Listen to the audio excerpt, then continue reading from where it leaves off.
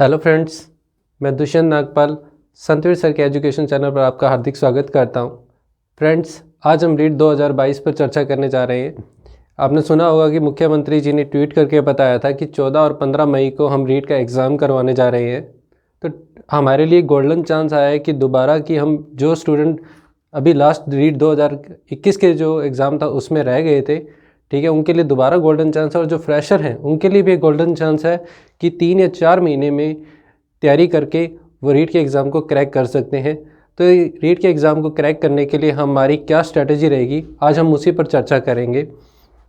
तो फ्रेंड्स, आज हम रीट के सिलेबस पर चर्चा करेंगे। तो सबसे पहले हम रीट के सिलेबस पर चर्चा करने से पहले जो फ्रेशर स्टूडेंट हैं उनको रीट के पैटर्न के बारे में नहीं पता होता कि रीट का पैटर्न क्या है।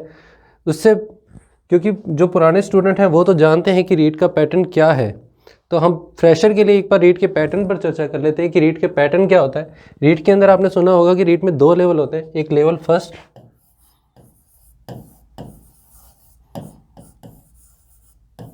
और एक लेवल सेकंड।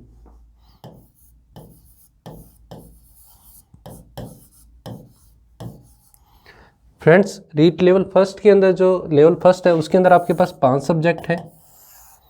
एक इसके अंदर आपके पास है चाइल्डहुड एंड डेवलपमेंट, एक इसके अंदर आपके पास लैंग्वेज फर्स्ट आती है, और एक लैंग्वेज सेकंड है इसके अंदर आपके पास। एक इसके अंदर आपके पास मैथ है,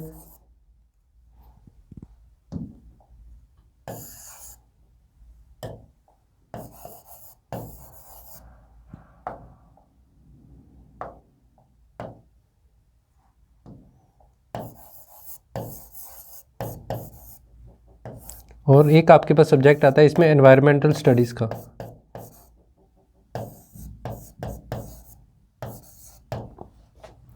लेवल सेकंड के अंदर आपके पास 4 सब्जेक्ट आते हैं। एक चाइल्डहुड एंड डेवलपमेंट का सब्जेक्ट है आपके पास, एक इसके अंदर लैंग्वेज फर्स्ट है, लैंग्वेज सेकंड है, और एक आपका जो ग्रेजुएशन का सब्जेक्ट होता है, जैसे मैथ एंड साइंस वाले स्टूडेंट के लिए मैथ एंड साइंस, एसएसटी और हिंदी।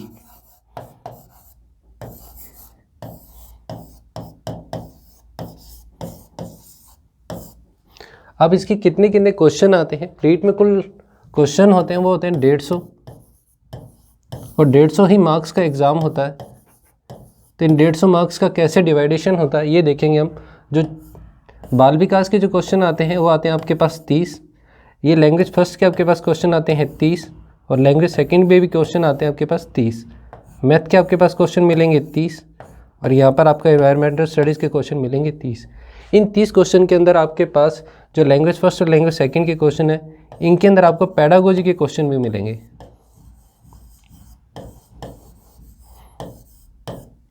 और यहाँ पर आपको मैथ के ये 30 क्वेश्चन फिक्स हैं, और ये आपको बस जो 30 क्वेश्चन है ये आपका एनवायरमेंटल स्टडीज़ के मिलेंगे।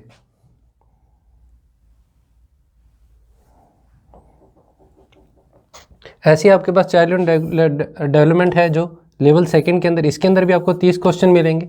लैंग्वेज फर्स्ट के 30 क्वेश्चन मिलेंगे, लैंग्वेज सेकंड के भी 30 क्वेश्चन मिलेंगे, और यहाँ मैथ और साइंस के क्वेश्चन मिलेंगे आपको 60। इन 60 क्वेश्चन के अंदर डिवाइडेशन है, आपको यहाँ पे 3 पोर्शन मिलेंगे, एक मैथ का मिलेगा, एक साइंस के, और एक यहाँ पर आपको क्वेश्चन मिलेंगे पेडागोजी के। फ्रेंड्स, यहाँ पर आप देखोगे कि लैंग्वेज जो लेवल फर्स्ट है इसके अंदर आपको मैथ के 30 क्वेश्चन फिक्स हैं, ये सिर्फ मैथ के ही 30 क्वेश्चन मिलेंगे। या जो लेवल सेकंड है यहाँ पर आपको मैथ और साइंस के जो 60 क्वेश्चन है, यहाँ फिक्स नहीं है कि आपको मैथ के 30 क्वेश्चन फिक्स मिलेंगे ही मिलेंगे, क्योंकि ये पेपर बनाने वाले पर डिपेंड करता है कि यहाँ 60 में से वो कितने देता है। आपको यहाँ पर 20 भी मिल सकते हैं, 25 भी मिल सकते हैं। यहाँ आपको मैथ और साइंस के टोटल क्वेश्चन 45 भी मिल सकते हैं, पेडागोजी के 15 क्वेश्चन मिल सकते हैं। ये पेपर बनाने वाले पर डिपेंड करता है। अब हम इसके अंदर मैथ और साइंस के सिलेबस पर चर्चा करेंगे कि हमें मैथ और साइंस का हमारा क्या सिलेबस होगा, और उसके सिलेबस के अंदर हमारी क्या स्ट्रेटजी रहेगी, और हमें किस अकॉर्डिंग हमें कौन सी बुक्स को पढ़ना है। ठीक है, तो अब हम सिलेबस पर डिस्कस करते हैं। ये हमारा साइंस का सिलेबस है। साइंस के सिलेबस के अंदर आप देखोगे, फिजिक्स का सिलेबस देखते हैं हम पहले। फिजिक्स के सिलेबस के अंदर क्या है, हमारे पास बल और गति के बारे में बताया गया है कि आपको बल पढ़ने हैं, बलों के प्रकार के बारे में पढ़ना है। यहाँ बलों के प्रकार के अंदर आपको कौन कौन से बल पढ़ने हैं? पेशीय बल पढ़ना है, घर्षण बलों के बारे में पढ़ना है, गुरुत्व बल के बारे में पढ़ना है और चुंबकीय बलों के बारे में पढ़ना है, स्थिर वैद्युतिकी बलों के बारे में आपको पढ़ना है। अब उसके बाद आपको आता है कि गति के प्रकार कौन कौन सी? रेखीय गति, ठीक है, और उसके बाद लीनियर मोशन, फिर आपके पास सर्कुलर मोशन, ठीक है, फिर आपके पास कंपन और आवर्त गति के बारे में और घूर्णन गति के बारे में पढ़ना है। अब यहाँ कार्य और इनको आपको डिटेल से पढ़ना पड़ेगा, ठीक है, और ये आपको 9th और 10th, ज़्यादातर हो तो 11th और 12th के थोड़ा भी लेवल के अंदर हम तक जाएंगे। बीएससी के लेवल तक आपको इसमें पढ़ने की जरूरत नहीं पड़ती। हाँ, 11th और 12th तक का जो पोर्शन है वहाँ तक इसका सफिशिएंट है। उसके बाद आता है आपके पास कार्य एवं ऊर्जा, ठीक है, और ऊर्जा के वैकल्पिक, परंपरागत और वैकल्पिक स्रोत जो है आपके पास नवीकरणीय और जो गैर परंपरागत, परंपरागत जो भी ये सोर्स हैं आपको सब पढ़ने पड़ेंगे। उसके बाद आता है आपके पास ऊर्जा संरक्षण, दाब के बारे में। इस क्वेश्चन, ये आपको टॉपिक बहुत अच्छा है, छोटा टॉपिक है, इसमें से क्वेश्चन आपको मिलता ही मिलता है एग्जाम के अंदर, ये नया टॉपिक जोड़ा था। उसके बाद आता है प्रकाश और ध्वनि। प्रकाश के अंदर आपको प्रकाश का परावर्तन के बारे में पढ़ना है, अपवर्तन, समतल दर्पण से प्रकाश का परावर्तन और गोलीय दर्पण। उसके बाद आपने अपवर्तन पढ़ लिया और परावर्तन पढ़ लिया, तो उसके बाद आपको लेंस में इतनी दिक्कत नहीं आएगी। उसके बाद आता है आपके पास ध्वनि का टॉपिक है, फिर आपके पास विद्युत धारा के बारे में कि विद्युत धारा क्या है, विद्युत धारा के सूत्र,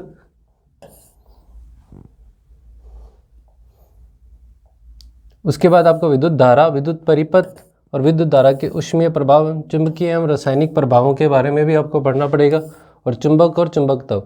फ्रेंड्स, आपने देखा होगा कि जो लास्ट ईयर का जो सिलेबस था वही इस साल भी रखा गया है, कुछ ज़्यादा चेंजेस नहीं किए गए हैं, ठीक है, थोड़ा बहुत चेंजेस होता है, 1-2 टॉपिक ऐड होते हैं।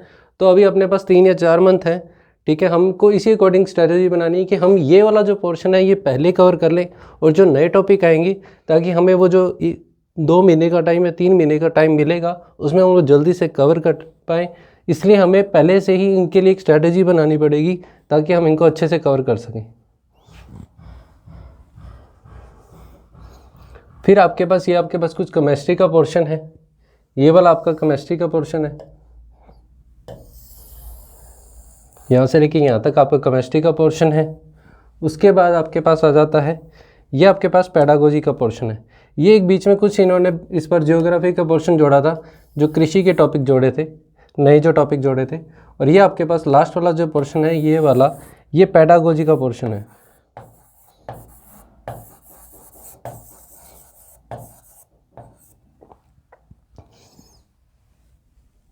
अगर आप ऊपर चलेंगे तो यहाँ आपके पास ये देखिए, ये जो फर्स्ट है ये वाला आपके पास सारा बायो का पोर्शन है।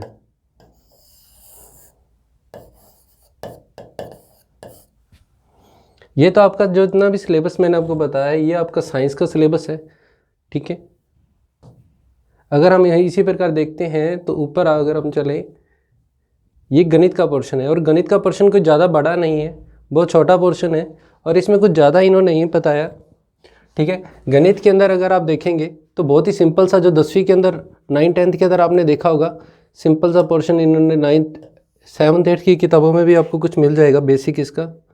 उसके बाद आपको 9th और 10th की बुक में इसका अच्छा मिल जाएगा, घातांक के बारे में भी आपको पढ़ना है। फिर बीज गुणनखंड का जो पोर्शन है ये बहुत अच्छा है, इसके आपको कम से कम 2 क्वेश्चन मिल ही जाते हैं।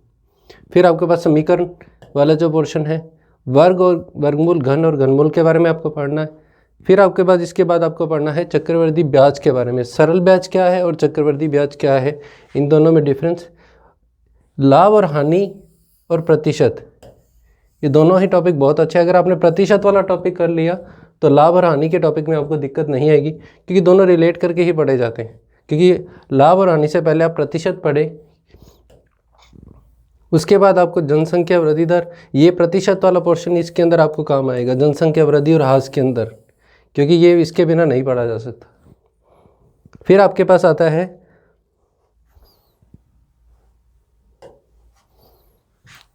आपको रेखाओं कोण के बारे में पढ़ना है, जो आपका ट्रिग्नोमेट्री का पोर्शन है। उसके अंदर आपको त्रिभुज और त्रिभुजों की सर्वांग क्षमता के बारे में पढ़ना है।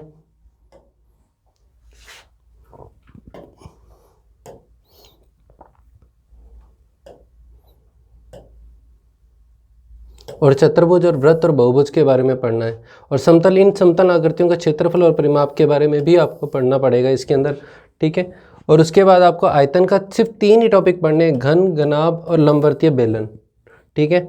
और उसके बाद ही आपको एक छोटा सा पोर्शन दिया गया 10वीं की क्लास में अपने बुक में आपको मिल जाएगा, 9th और 10th की बुक के अंदर जो आपके पास है, ये सांख्यिकी का पोर्शन दिया गया आपके पास, बारंबारता, बंटन सारणी। इसके अंदर भी इन्होंने मेंशन कर दिया कि आपको ज़्यादा नहीं, आपको वह नहीं इसके अंदर सिर्फ आपको जो आपके पास पाई चार्ट है, ठीक है, और वृत्तीय ग्राफ है, लेखा चित्र, आयत लेखा चित्र, दंड लेखा चित्र, दंड लेखा चित्र, द्विदंडीय लेखा चित्र, सिर्फ आपको केवल वही पढ़ने हैं। इसके अंदर आपको माध्य, माध्यिका और वो नहीं आपको पढ़ने की जरूरत। इन्होंने सिर्फ मेंशन किया था कि इसका साफ लिखा आंकड़ों का संग्रहण और वर्गीकरण, बारंबारता, बंटन सारणी और मिलान चिन्ह, सिर्फ यही 3 ही टॉपिक हैं। और ये इसके अंदर आपको एक ग्राफ आएगा, चाहे वो आपको दंड ग्राफ दीजिए, चाहे आपको पाई ग्राफ दीजिए, उसके ऊपर लेट ही क्वेश्चन आएंगे। माध्यिका, बहुलक, ये इसके अंदर आपसे नहीं पूछा जाएगा। एक आपके पास पोर्शन है प्रायिकता का, इसके अंदर से आपको कम से कम एक क्वेश्चन तो जरूर ही मिलेगा एग्जाम के अंदर, ठीक है। और उसके बाद फिर एक पोर्शन आ जाता है पेडागोजी का।